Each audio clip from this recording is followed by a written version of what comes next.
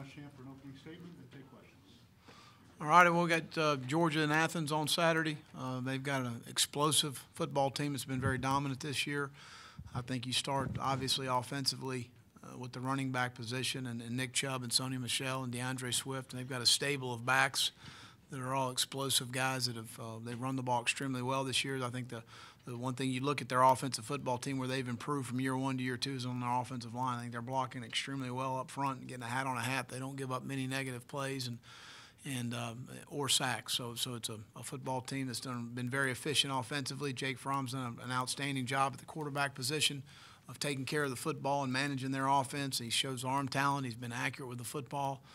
When they've asked him to throw the football, you look at the Missouri game, I think there's 4 or 5 explosive plays on third down where he's creating explosives down the field against tight coverage. Really good playmakers on the perimeter, Terry Godwin and Ridley and Javon Wims, a guy we recruited here, obviously. Miko Hardeman, who's done a really very nice job in their return game.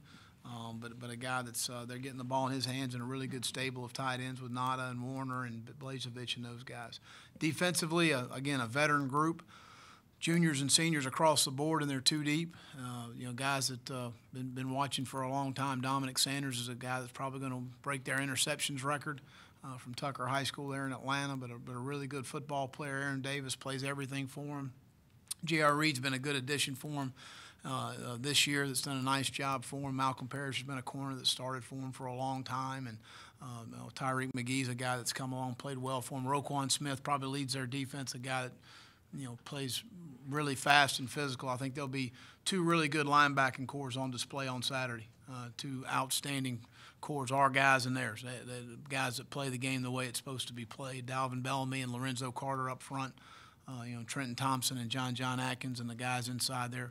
Those guys have all played a bunch of football, and guys we got a lot of respect for. They got really good team speed. So obviously their kicking game has been really good, and Miko's done a nice job returning kicks for them. But injury-wise for us, the offensive linemen are fine. Malik's the one that I would say is the furthest away from being totally healthy. Chad Terrell ran today and looked good. We'll evaluate him again tomorrow. But other than that, we should be good to go. And I'll open up for any questions. Will, looking at Jacob Eason and Jake Fromm, what's the biggest difference between the two, and what is Fromm doing that's really made him successful? Well, I think as much as anything, I would look at Jake Bentley from year 1 to year 2. And how I would compare that, David, is everyone else around Jake Fromm has been in the offense now for 2 years.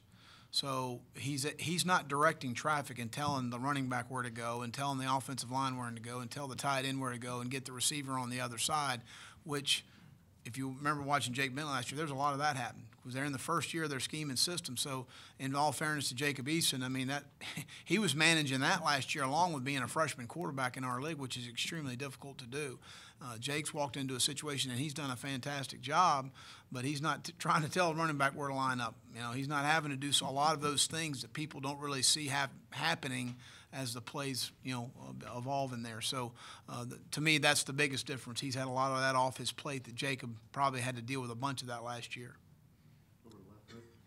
Well, what's the key for the defense, your defense, on putting the brakes on those Georgia running backs, making sure they just don't have a crazy game? Well, I think as much as anything, the one you see a lot of the bounce out runs, they get the ball in the perimeter extremely well. They all have top end speed and can finish on the runs. You got to limit the explosive runs. Right now they're over 80 with 10-yard plus runs, I believe. It might be more than that now, but I know in tracking that through the year, they've been a team that's been very explosive in the running game, and you've got to limit the explosive runs. Let's go to the back, Mark. Coach, with the season that Georgia's having, how do you keep your players from looking at that number 2 ranking, looking at all these blowouts the Bulldogs have put together, and just kind of focus in on what they've got to do to go to Athens and be successful? Well, each week for us is all the same. Every week's a season as far as how we approach things, and certainly we have respect for all of our opponents and got respect for Georgia. But at the end of the day, it comes back to our preparation, how we prepare. We had a very good start today. Really pleased with the attitude, the effort, and the enthusiasm we had on the field today. And I know our guys will go compete. We plan on showing up. How helpful is it getting Sherrod back when you're facing this kind of power rushing attack? Well, it's really important to have a hard edge set. I talked about it earlier as far as some of their explosive runs are a lot of bounce out runs and not holding gaps on the outside and keeping the ball hemmed up inside. And certainly having a bigger body on the edge to be able to set the edge of the defense is important. Coach, is there a set number in terms of explosive plays you want your offense to have? And for Jake, is it more about him going out there and making those explosive plays, or kind of being efficient with the ball and not turning it over and completing a lot of passes? We'd love to have 8 explosives, whether it's in the run or pass game, a game. And then if you're able to build on top of that, certainly changing the momentum of the game is extremely important. And that's how you change field position, and momentum is the explosive plays you're able to create. It seemed like you guys kind of honed into a comfort zone with your offense. And you talked about this a little bit Saturday, but you guys are figuring out what you do well. How important is that going into this week, especially against that Georgia defense? Well, again, they're a difficult front to block. I mean, they do a good job of getting off blocks and swarming the football. So, there's going to be some tough sledding in the run game at times, but we got to stay with the run game and we got to stay balanced. At the end of the day, we can't get into a one-dimensional game against these guys. We've got to stay balanced in the run game and have the ability to be effective running the football. Will, did you and Kirby overlap as players at Georgia? I was a senior when he was a freshman. What do you remember about him as a player? He was an outstanding player. He was very active, a guy that, I think he was one of the interceptions leader in Georgia history. But a guy that would return kicks for him. He could run extremely well and was an outstanding player. Did you ever coach him up any? No, I tried to. He didn't listen. Will, I coached him up in basketball a lot. But he never could beat us. Go ahead. Well, you've been in a number of these games, these big, impactful games that matter in a bigger picture. A lot of your guys haven't. Is there anything that you as coaches can do to kind of get them through this, get them to understand what's at stake and not worry about nerves and distractions, things like that? I think as much as anything, it's just kind of the approach of our program every day and treating every game the same as far as how we approach it. There's no any bigger game than another one. Our guys understand this is a big game. I don't need to tell them that. They get that part of it. So I just think that the methodical approach of how we go about, we don't treat anything differently. Our meetings aren't any longer. There's no more emphasis on what we're trying to do. It's obviously, we respect our opponent, and we show them the tendencies of our opponent and the things we feel like we need to do to win the game, and that's how we approach it. And certainly I think that's where you rely a little bit more on your older players to steer the young guys in the right direction as far as their focus is concerned. And certainly we've got a veteran staff and understands if the focus isn't there, and that certainly we try and get that back in line. Hey, Coach, obviously the news coming out Got a better sweater on. Go ahead. What's that? I do. Obviously the news coming out on Sunday about Jim McElwain. Having been through that a couple years ago, what advice can you give to him and his family about going through this? And then were you surprised that Florida made a coaching change this quickly? Again, I don't really want to comment on something I don't know a lot about, so I'll refrain from anything that I think, because it doesn't matter. But, I don't have any advice for Jim. He doesn't need any advice. It's a tough situation. The sun's going to come up, and you got to press forward in your career and figure out what you want to do. And, and that's what I'm sure what he'll do. But Jim's a good man, number one. He's a good football coach, and he's going to be fine. And you don't just hurt for Jim. You hurt for that staff. You hurt for that support staff. There's a bunch of those folks going to be out of job and out of work here. So that's a tough part of our profession, but it's a reality of our profession as well. Coach, I know you've been back there. I mean, obviously the school that you played for, the school that, got your degree and all that. I mean, do you kind of become numb over time in the sense of the sentimental part of it all? And if that is the case, when does that happen along the coaching line? It happens pretty quick. I was a GA at Auburn in 1995, and we went and played Georgia. So it happens quickly. At the end of the day, you're loyal to the people writing your checks, and obviously I had a wonderful experience at Georgia. And it's it's interesting in the recruiting process, because I have recruits and parents say, you're so positive about the other schools. And I am, because I had a great experience at LSU, I had a great experience at Auburn, I had a great experience at Florida. And it's all about, your individual choice and what you think fits you best. And at the end of the day, I think we've got a great fit for all recruits here at the University of South Carolina. But Again, like I said Sunday night, right now, Dominic Sanders is a lot better than Will Muschamp, and he's better than Kirby Smart too. They're playing with better players than me and Kirby right now, and you give them credit. Just from kind of catching Georgia games here and there, it seems like offensively they're doing less two-back stuff, more three-receiver sets. Have you kind of seen that, and what does it sort of say about what they've got that they can generate the power rushing they have from 11 personnel?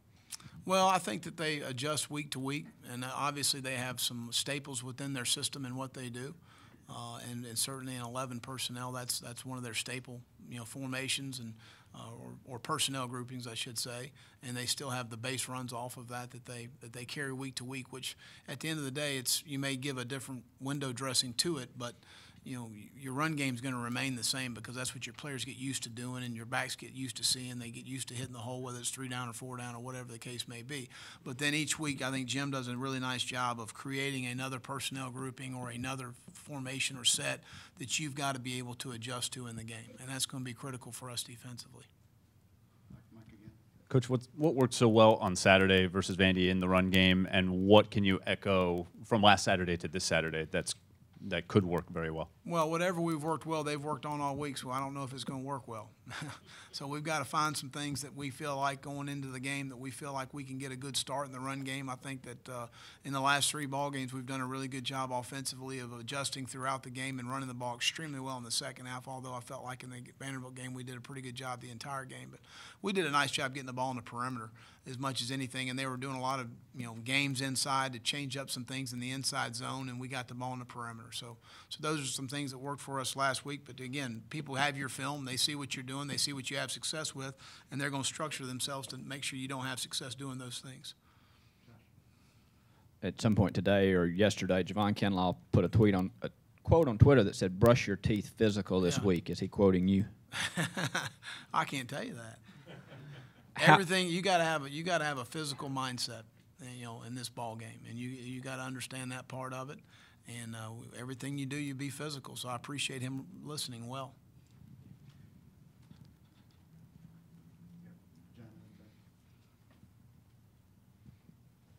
Is there a way to measure that physicality over the course of the week during practice, or is that something you just see with your eyes? Well, I think as much as anything, just understanding to me, it's a mentality of understanding the edge you got to have going into a game like this. And we practice physical every Tuesday and Wednesday. We're going to get after it and have our run periods and things that we do that we feel like is going to help us, give us an edge on game day. You get this point of the season too, you've also got to be smart about being fresh, fast, and physical on game day. And so we felt like we had a good physical practice today, and I feel like we'll have good fresh legs on Saturday. Did you guys do anything fun around the facility for Halloween? No. What are you dressed up as? Underpaid reporter, like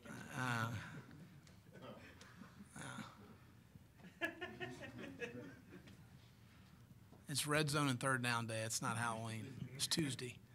Yeah, I don't know how I can follow that one, but Will, playing a game like this on national television against a program like Georgia that's undefeated, ranked number 2, what kind of boost does that give your recruiting effort being involved in a game like this?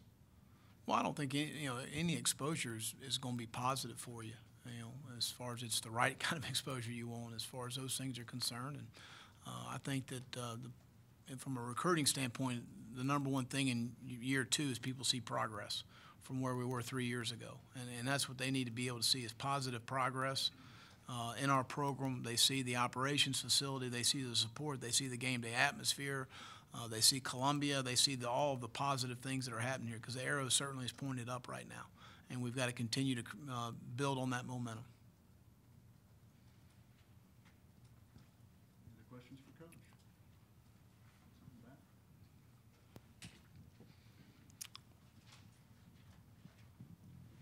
Coach, just talk about the way your defense is playing. It seems like this is going to be a matchup of, 2 very good defenses. I know Chris Lamont said, this opportunity for, his team to show how really good they are on the stage. I guess, what are you seeing from this defense and how they'll be able to perform not only on the stage but on the road as well?